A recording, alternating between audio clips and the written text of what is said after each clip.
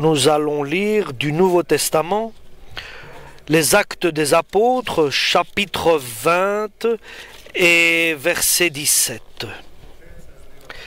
Paul envoya un message de Milet à Éphèse pour en faire venir les anciens de l'Église.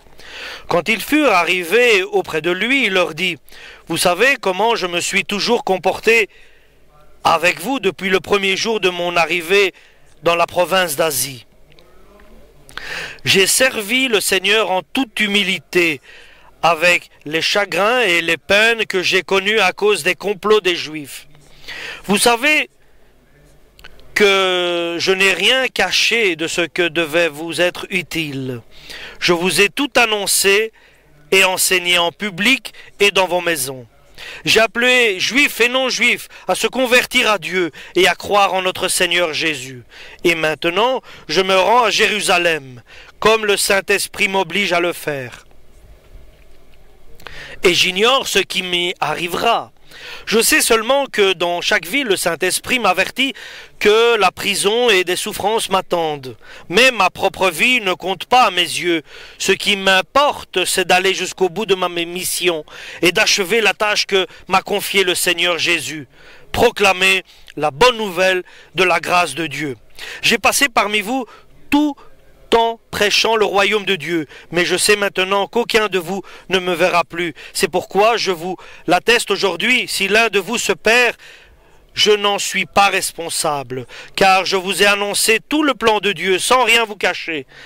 Veillez sur vous-même et sur tout le troupeau que le Saint-Esprit a remis à votre garde.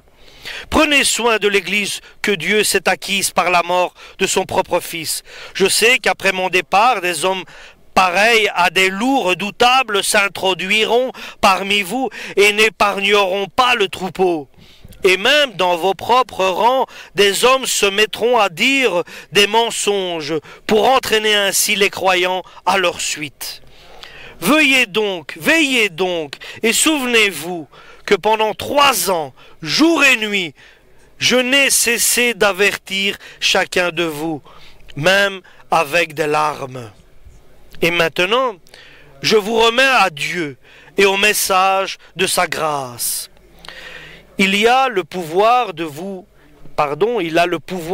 faire progresser dans la foi et de vous accorder les biens qu'il réserve à tous ceux qui lui appartiennent. Je n'ai désiré ni argent, ni or, ni les vêtements de personne. Vous savez vous-même que j'ai travaillé de mes propres mains pour gagner ce qui nous était nécessaire à mes compagnons et à moi. Je vous ai montré en tout qu'il faut travailler ainsi pour venir en aide aux pauvres, en nous souvenant des mots que le Seigneur Jésus lui-même a dit. Il y a plus de bonheur à donner qu'à recevoir. Cela dit, Paul se mit à genoux avec eux et pria. Tous pleuraient et serraient Paul dans leurs bras pour lui donner le baiser d'adieu. Ils étaient surtout attristés parce que Paul avait dit qu'il ne le reverrait plus. Puis ils l'accompagnèrent jusqu'au bateau. Amen pour le passage et la parole de Dieu. L'œuvre de l'apôtre Paul à Éphèse est terminée. Maintenant, son œuvre, son travail est transmis aux frères, aux anciens de l'Église, à chacun personnellement de ceux qui sont à Éphèse. Et comment Dieu les a rassemblés, les a choisis, les a établis dans l'Église et leur a donné une mission, un apostolat. Il leur a révélé le chemin sur lequel ils doivent marcher, parce que dans l'Église, il n'y a pas de personne qui ne travaille pas, qui n'œuvre pas, mais tous travaillent, œuvrent dans le service de Dieu.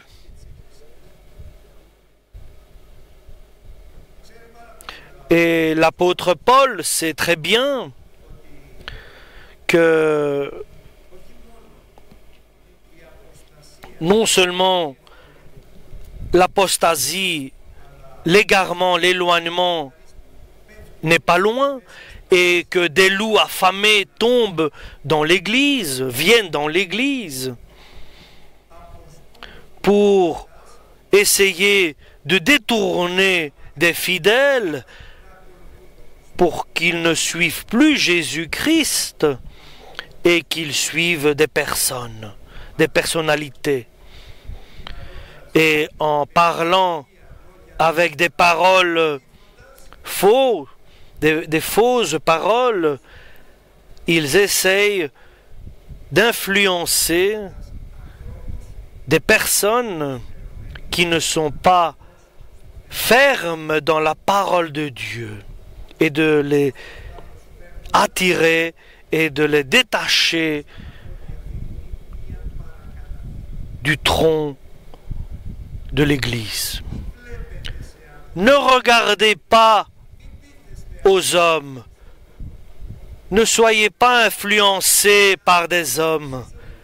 Même si vous êtes vous-même cette personne qui s'influence par des pensées et des raisonnements. Ne laissez pas quelque chose d'humain prendre le dessus. Et ne laissez personne à vous diriger, à vous guider sur un autre chemin. Pour eux, peut-être, c'est le droit chemin, et en vous influençant et en vous persuadant, pour vous, ce sera l'erreur et l'éloignement et l'apostasie. Et pour chacun de nous, il y a un chemin différent que Dieu met devant nous. Et ce parcours qu'il a mis devant chacun de nous a été préparé avant la fondation du monde. Et ce chemin, ce parcours est rempli de bonnes actions pour que nous puissions les accomplir. C'est pour ça tous les saints fidèles, les fidèles, et disaient: Seigneur, enseigne-moi le chemin que je dois marcher, sur le chemin que tu as préparé pour moi. Chaque disciple demande à Dieu que je puisse moi-même mettre en pratique ta volonté que tu as préparée pour moi. Chacun a un parcours différent. Que Dieu nous dirige. Dieu nous révèle qu'il est le seul qui peut nous dire par le Saint-Esprit quel est le droit chemin, si oui ou non nous devons le suivre. C'est Jésus, c'est Dieu le Père, c'est le Saint-Esprit. Alléluia, béni soit son nom, maintenant et pour les siècles des siècles. Bien sûr, il y a des directions qui sont déjà préparés, comme par exemple l'apôtre Paul nous décrit, des chemins bien préparés, comme il disait aux anciens de Milet et d'Éphèse. Et Dieu avait instauré des personnes, avait établi des anciens de l'Église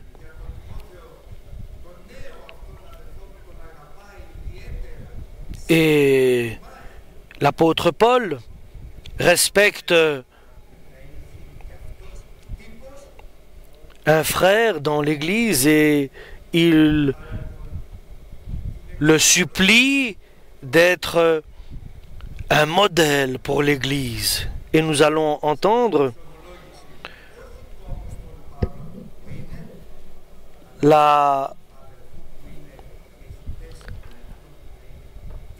parole de l'apôtre Paul. Et l'apôtre Paul dit: ressemblez-moi, imitez-moi, comme moi j'imite et je ressemble à Jésus. Imitez-moi comme moi j'imite Jésus-Christ. Et l'apôtre Paul dit: vous savez très bien, il fait sa confession.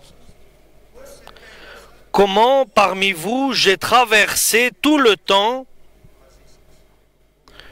avec vous. Pas quelque temps, mais tout le temps de ma vie que j'ai passé avec vous. Souvenez-vous comment j'ai traversé le temps avec vous, en travaillant le Seigneur avec humilité, avec beaucoup de larmes et avec beaucoup de tentations que Dieu a permis qui sont venues de la part des Juifs. Et tout cela en servant le Seigneur de tout son cœur. Et comment il servait Dieu? Il dormait, il se réveillait, il servait Dieu. Là où il habitait, il servait Dieu, Jésus-Christ et le Saint-Esprit. À l'église, partout où il allait, il était totalement consacré à Dieu. Il était libéré de ce monde. Il était libéré des influences du monde et il était consacré à Jésus-Christ totalement de corps et d'esprit. Alléluia! Le travail au Seigneur se fait de l'intérieur d'abord. En intérieur, je travaille le Seigneur ou pas. De l'intérieur, nous travaillons le Seigneur. Dans ma vie personnelle, dans ma solitude, lorsque je suis seul, je dois être en paix avec Dieu. Si mon cœur n'est pas bien, ou il y a des angoisses, ou j'ai des incertitudes, ça ne va pas. Et le Seigneur dit, ceux qui ont des soucis, des problèmes, venez vers moi, venez et déposez vos fardeaux, vos soucis, vos problèmes à mes pieds, libérez-vous, et moi je vous donnerai ma paix. Alléluia. En servant le Seigneur, le cœur se repose dans la paix du Seigneur. Et bien sûr, lorsque je prêche le Seigneur, je sers le Seigneur. Lorsque je prophétise, je sers le Seigneur. Lorsque je sers l'Église, je sers le Seigneur. De mon temps, j'utilise ce temps que j'ai. Et l'apôtre Paul était totalement consacré au service du Seigneur. Matin, midi, soir, avec tout le monde, il était consacré totalement, absolument à Dieu et au service qu'il avait reçu à accomplir de la part de Dieu. Il servait Dieu en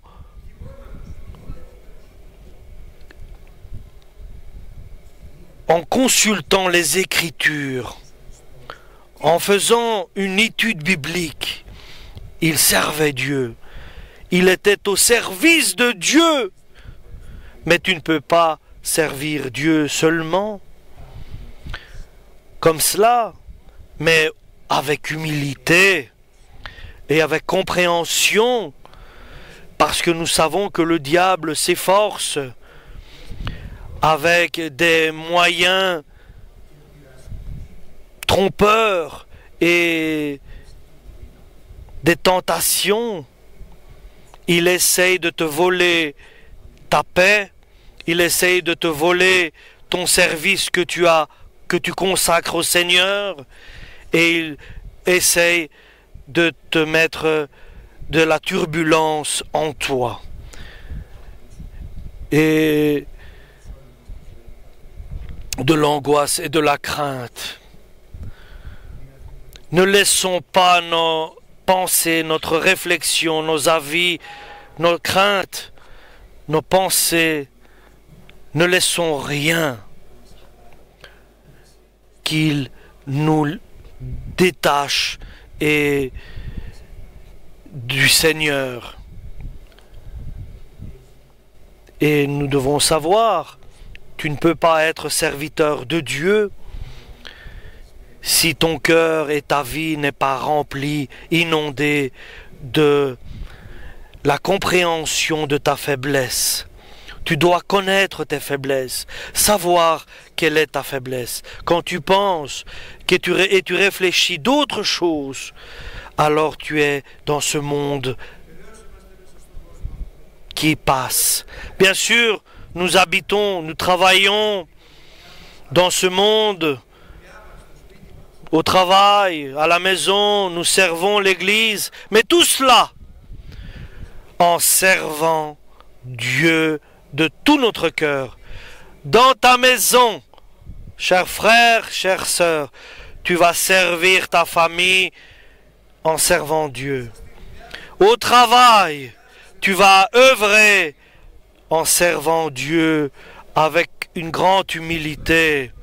À l'heure de la prière, tu vas prier en servant Dieu le Tout-Puissant, alléluia, avec humilité. Et lorsque tu feras une lecture biblique, tu serviras le Seigneur en lisant, en regardant ta vie, parce que Dieu a de bonnes résolutions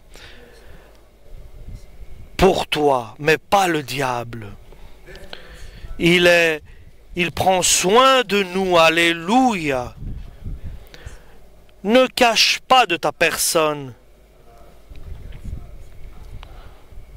ce qui est pour toi un intérêt. Je vous prêche par exemple quelque chose qui est pour moi un intérêt.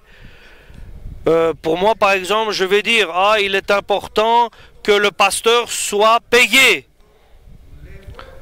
Mais je sers ma personne alors, en prêchant des choses qui me conviennent. Bien sûr, c'est un mauvais exemple que j'ai, mais c'est pour vous faire comprendre que je peux prêcher des choses pour moi-même, des choses qui sont dans mon intérêt. Mais là, je ne dois pas faire comme cela. Je dois regarder l'intérêt de tout le monde. Il est préférable de donner que de recevoir, nous dit la parole de Dieu. Si tu donnes, Dieu te donnera à toi. Ça, c'est dans notre intérêt. C'est de recevoir de Dieu. Nous donnons aux hommes et nous recevons de Dieu. Je n'ai rien caché de ce qui est pour votre intérêt, dit l'apôtre Paul aux Éphésiens.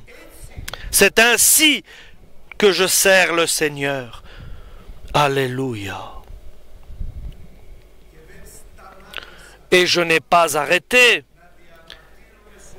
de annoncer à Dieu, de lui témoigner, de confesser à Dieu et de supplier à Dieu pour vos paroles, pour vous. Et maintenant, je suis prêt à aller à Jérusalem. Et je ne sais pas ce qui va arriver, mais je sais que je suis lié à l'Esprit Saint. Et je sais qu'il y aura des choses déplaisantes qui vont arriver. Parce que l'Esprit Saint dit que je devrais passer par la prison et je serai attaché par des liens. Mais moi, je ne prends guère important ma vie, mais je suis totalement consacré à Dieu. Je ne vais pas où je veux, je ne fais pas ce que je veux, mais toujours, il demande à Dieu quel est le chemin que je dois suivre. Le droit chemin pour toi, Paul, est que tu dois te rendre à Jérusalem et là tu vas souffrir, ils vont te mettre en prison, ils vont te frapper, tu vas souffrir, mais c'est le chemin que Dieu a préparé pour toi. Le chemin, ce n'est pas rester à Antioche et qu'il s'occupe de toi et qu'il te demande de prêcher. Mais le droit chemin, le bon chemin pour toi, c'est la souffrance. C'est passer des douleurs au service de Dieu, car sa récompense sera énorme dans les cieux. Et il travaille le Seigneur, il œuvre au service du Seigneur de tout son cœur. C'est un exemple à suivre. Il sait que son œuvre s'arrête à Milet. Il sait qu'à partir de maintenant, Dieu va le mener sur d'autres chemins, sur d'autres situations.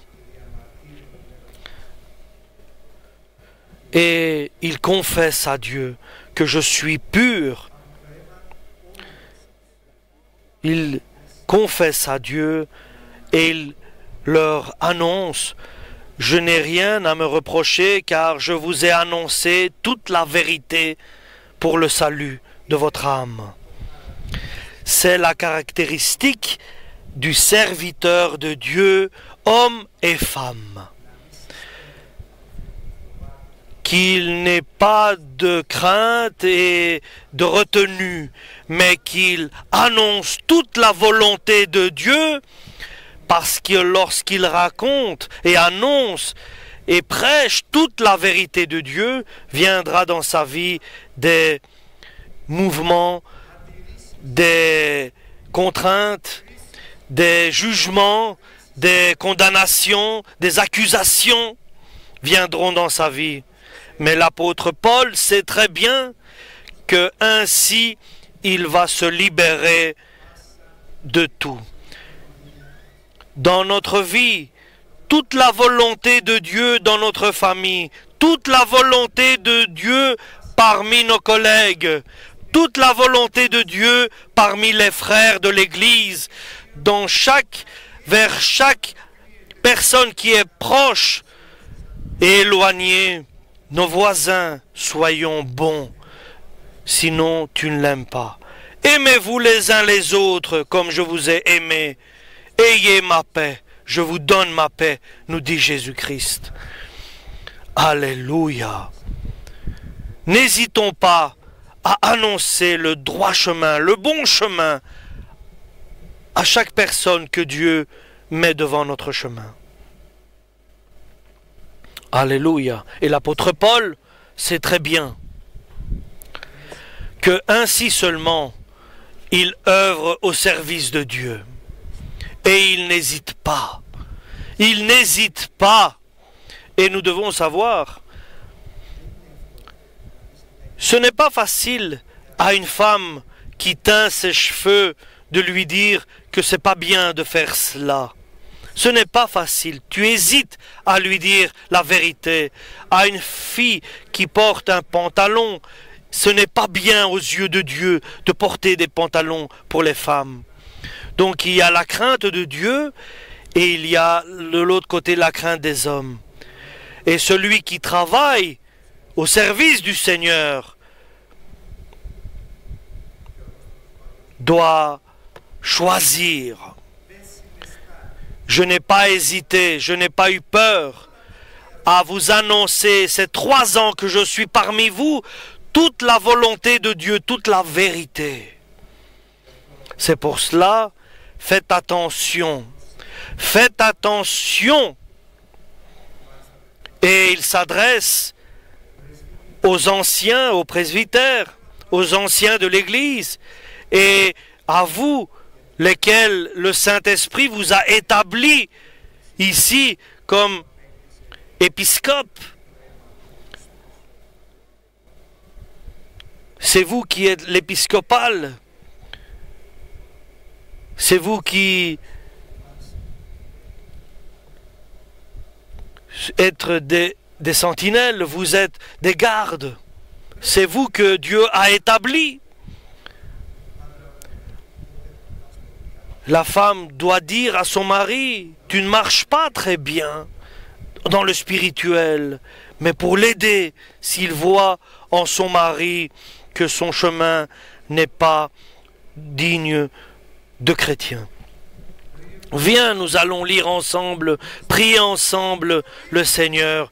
Ainsi les parents aux enfants et les enfants aux parents, chacun doit s'aider.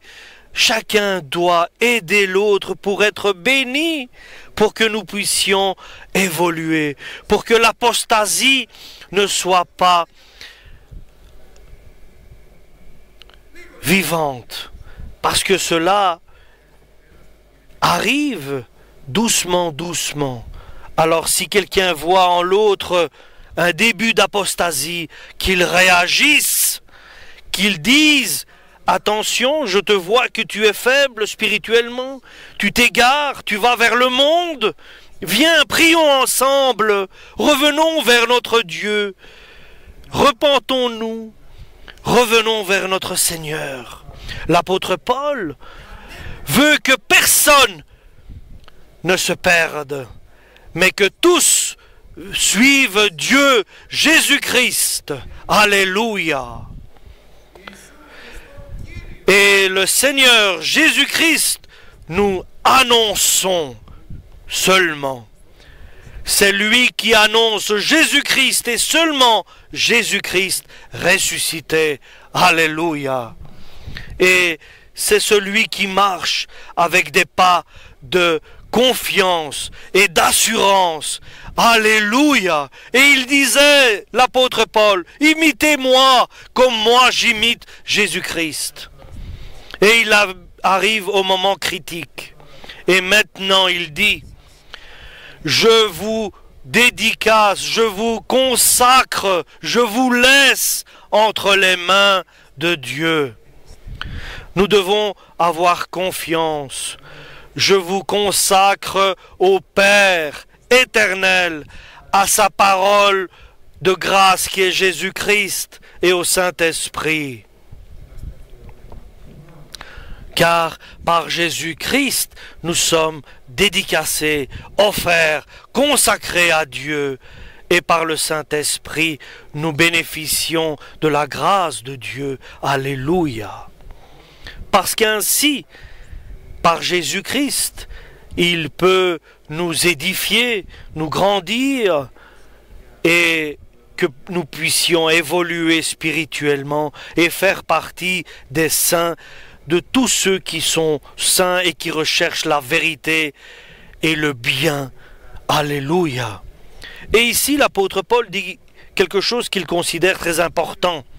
De l'argent ou des vêtements, je n'ai pas désiré de personne. Son désir, sa volonté était seulement le spirituel.